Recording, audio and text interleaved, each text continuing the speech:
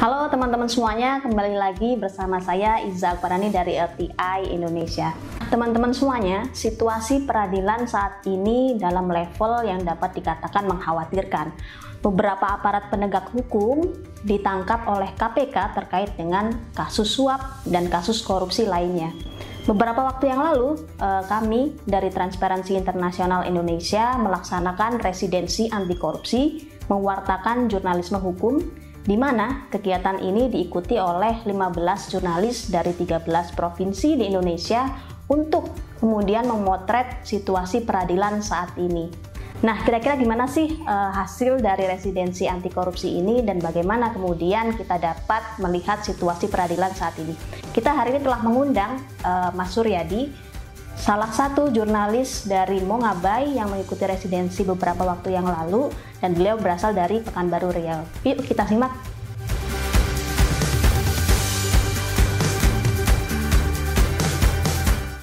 Sangat menarik dan bermanfaat ya tentunya, karena itu juga menjadi tambahan referensi untuk panduan bagi jurnalis, terutama saya sendiri, dalam melakukan peliputan khusus di peradilan misalnya gitu.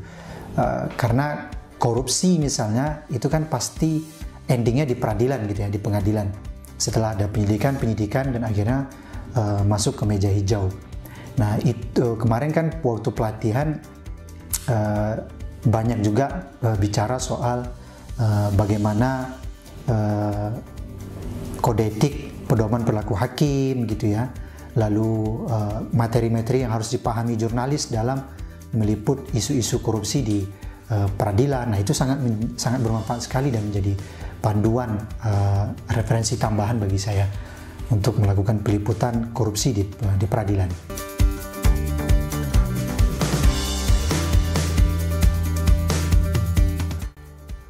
Di Riau itu kalau teman-teman, saya kira teman-teman nasional tahu bahwa masalah di Riau itu adalah lingkungan, terutama kebakaran hutan dan lahan gitu ya. Nah ada banyak perusahaan-perusahaan sawit itu yang sudah diminta pertanggungjawaban terhadap kebakaran di arealnya. Dari 2015 sampai 2021 itu mungkin sudah ada puluhan ya perusahaan maupun penanggung jawab perusahaan yang diseret di pengadilan. Terakhir itu adalah PT Gandaera Hindana yang menjadi materi liputan yang juga isu yang saya tawarkan pada saat mendaftar di residensi anti korupsi yang diselenggarakan oleh TI.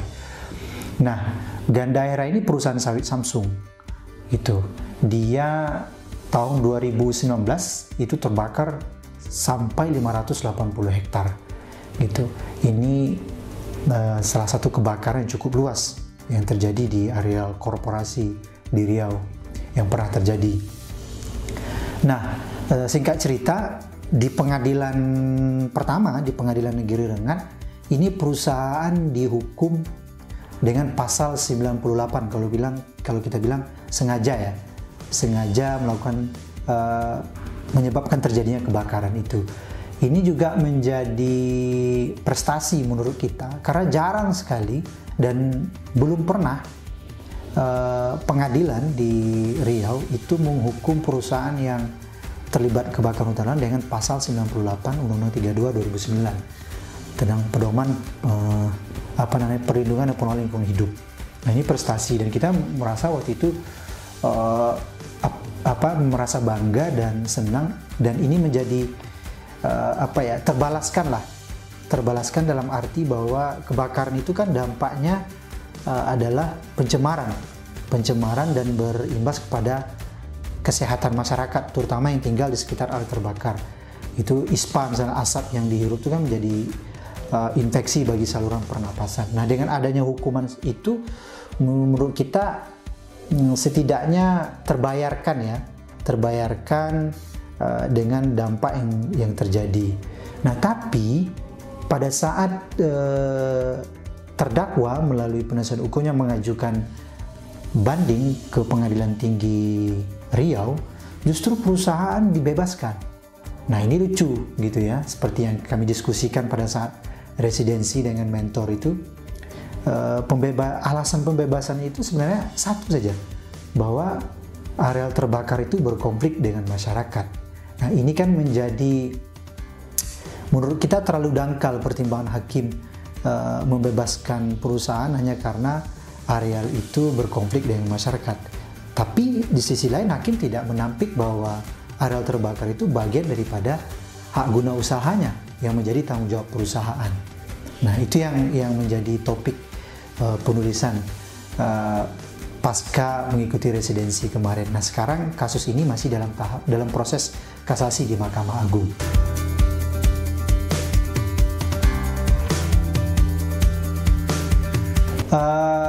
Pasca kita teringat jadinya kasus Dimyati ya, yang Hakim Agung yang ketangkap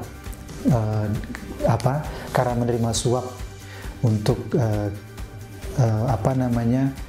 istilah kita barter lah ya, barter putusan di hakim kasasi begitu.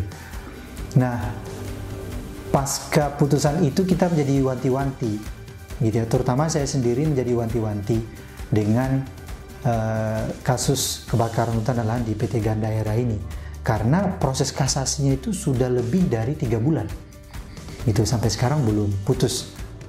Saya baru ngecek 2 minggu yang lalu ya, kita belum menerima putusan kasasinya.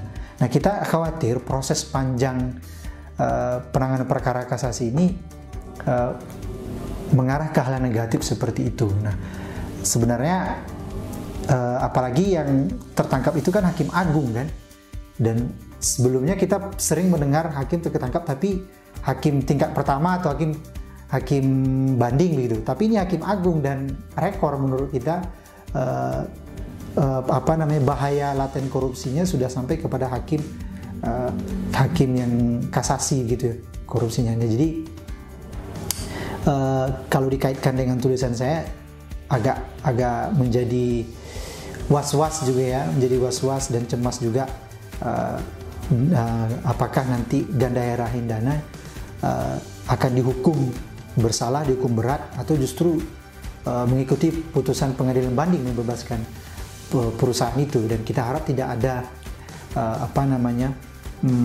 proses-proses transaksi yang sekarang terjadi melibatkan Hakim Dimyati itu.